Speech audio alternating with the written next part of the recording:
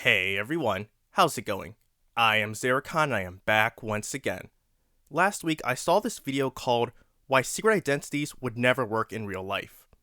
It was interesting, and I agree with much of what was said. However, I think there's an even greater reason as to why they wouldn't work. So I'm going to give my 2 cents on the matter. But first, I want to discuss the best point from the video in my opinion. One of the points that was brought up is that people close to the hero will think it odd when their alter ego consistently disappears whenever there's danger right before the hero arrives and reappears once the hero is gone. Additionally, when the heroes are away from the city they're usually in, their civilian identities are also away, and it's odd how no one thinks of putting two and two together. For more ordinary people, this can be easier to get away with, but only if you aren't in a group with people who know you. If you're a high-profile figure like Bruce Wayne, not so much. And I'm sorry, but isn't it funny how no one thinks about how whenever he conveniently goes on a business trip or to a celebrity party, Batman also is away from Gotham City? No one questions why he's even there. At least with Superman, he flies around the world stopping major threats all the time. Him leaving Metropolis isn't surprising. How come no one questions why Batman is suddenly in Saudi Arabia, the Himalayas, or Berlin? That's just why I'm wondering. But with that out of the way, here's my biggest reason as to why I think secret identities would not work in real life. There's no privacy to switch identities or to keep your identity safe. We live in an age where there are cameras everywhere.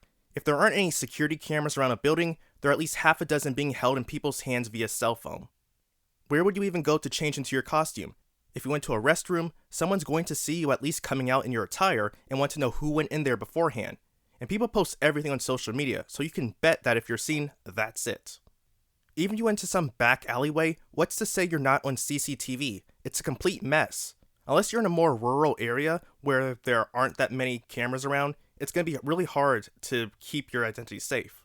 And something that would make matters worse is that if you have a rogues gallery that really hates your guts, with a little bit of planning, they could learn your identity. If you have a patrol route that you usually follow or areas that you usually reside in, it could be studied and taken advantage of.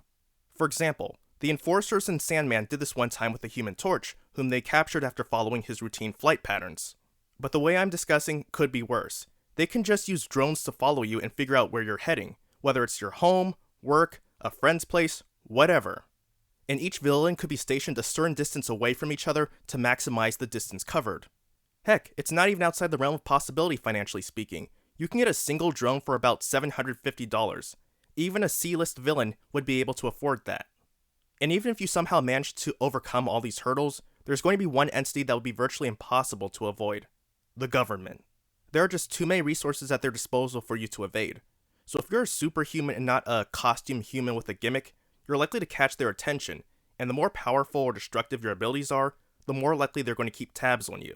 And that'll likely end up in a Project Cadmus scenario. Or maybe worse, it could be like the company in Heroes, where you're captured for study. So yeah, that definitely sucks. And one more thing.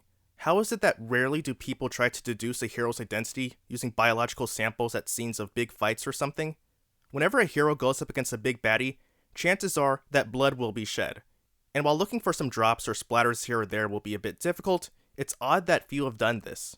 The only notable examples I can think of offhand are when Lex Luthor collected Superman's DNA to make clones either in the form of Bizarro or Nuclear Man. The other example would be when Dr. Giro collected samples of nearly every powerful fighter to create Cell.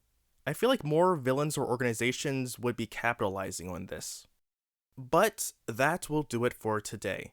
Thank you very much for taking the time to watch this video, I appreciate it. Let me know your thoughts in the comments below. Do you think it would be possible to preserve a secret identity in the real world?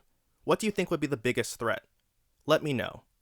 And again, I'll leave a link to the video I'm responding to in the description so you can check it out. So, until next time everyone, I am Xeracon signing off. Have a good one.